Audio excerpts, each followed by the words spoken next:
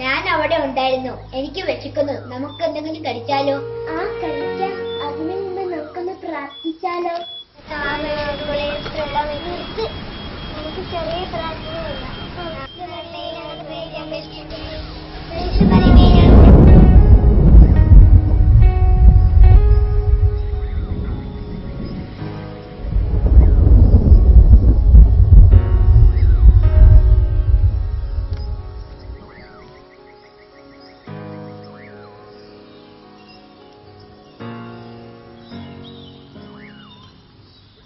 നമ്മൾ എന്താണ് ഇപ്പൊ കണ്ടത് ഇവിടെ?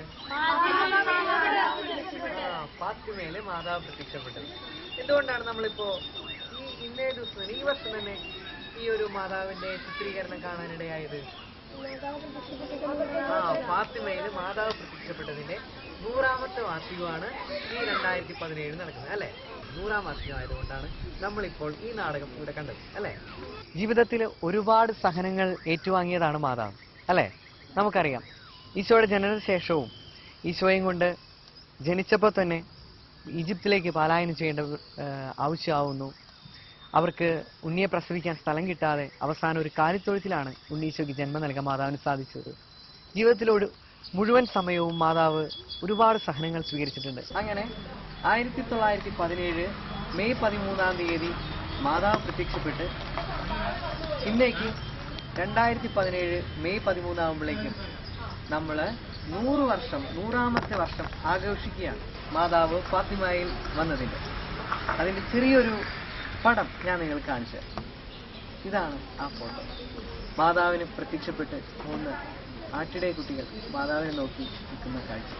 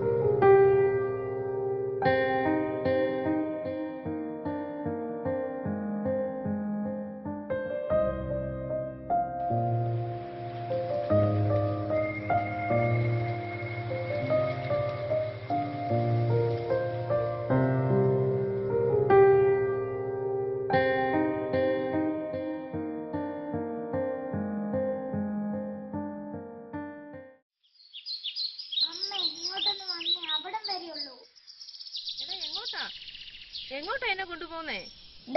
അവിടെ കാര്യം പറ. ആ കലയിലൊന്ന് കയറി നിന്നേ. എന്തിനാ എന്നെ ഇവിടെ കൊണ്ടുവന്നേ? കുറച്ചും കൂടി മുകളിൽ കയറി നിന്നേ. ഈ ചെറുക്കൻ എന്നെത്തിന്റെ സൂക്കേടാ. അതൊന്ന് തലയിൽ വെച്ചേ.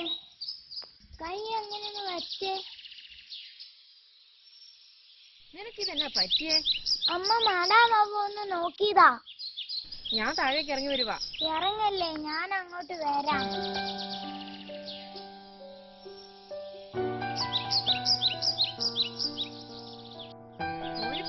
അങ്ങനെ തോന്നിയേ?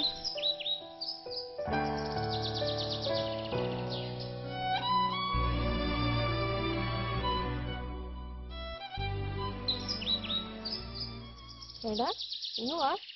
എല്ലാ അമ്മമാരും ഈശോയുടെ അമ്മ തന്നെയാ. പക്ഷെ എല്ലാ മക്കളും ഇത് മനസ്സിലാക്കുന്നില്ലെന്ന് മാത്രം. ഓ ഈശോന്റെ അമ്മ. ഓ, നമുക്ക് പോകാം.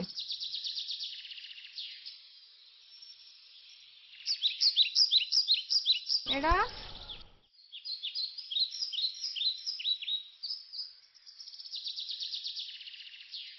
ഇത് മനസ്സിലാക്കുന്ന മക്കളുടെ പേരെന്തെന്നറിയാമോ?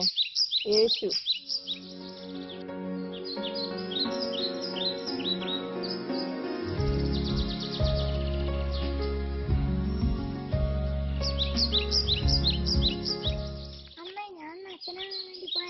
മോൻ 10ാം ക്ലാസ് ഒക്കെ കഴിയട്ടെ, എന്നിട്ട് തീരുമാനിക്കാം.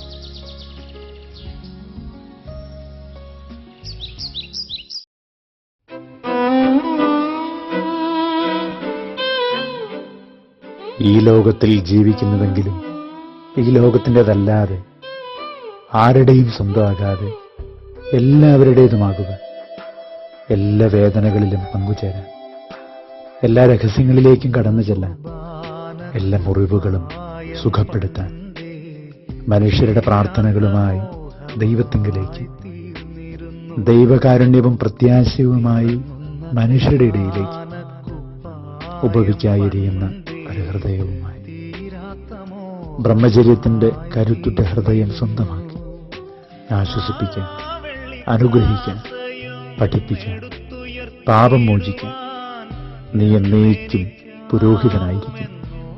അല്ലയോ ക്രിസ്തുവിന്റെ പുരോഹിത, എത്രയോ അനുഗ്രഹീതമായ ജീവിതം ഇത് നിന്റേത് മാത്രം. ഈ ധന്യജീവിതം സ്നേഹാദരവുകളോടെ നമുക്ക് ഓർക്കാം ഈ വിയാനി ദിനത്തിൽ. പണ്ടേ തീരാത്ത മോഹമായി തീ